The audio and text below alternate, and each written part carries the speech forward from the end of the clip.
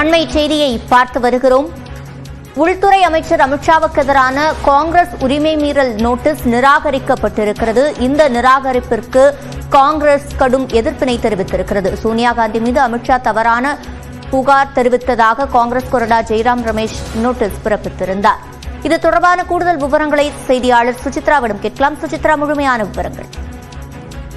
காங்கிரஸ் மூத்த தலைவர் சோனியா காந்திக்கு எதிராக மத்திய உள்துறை அமைச்சர் தவறான கருத்துக்களை முன்வைத்ததாக ஜெய்ராம் ரமேஷ் வழங்கிய உரிமை மீறல் புகார் மீதான நோட்டீஸை தற்பொழுது மாநிலங்களவை தலைவர் நிராகரித்துள்ளார். அதற்கு கடுமையான எதிர்ப்புகளை காங்கிரஸ் ஆனது முன்வைத்துள்ளது.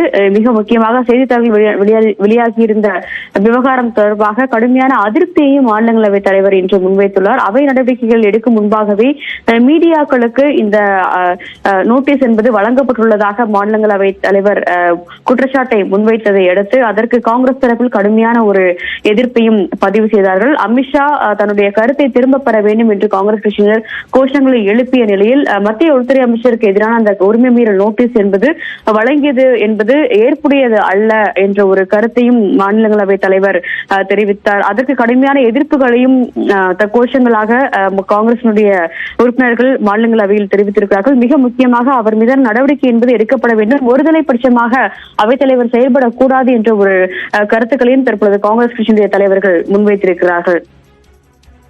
விவரங்களை வழங்கியமைக்கு நன்றி சுசித்ரா.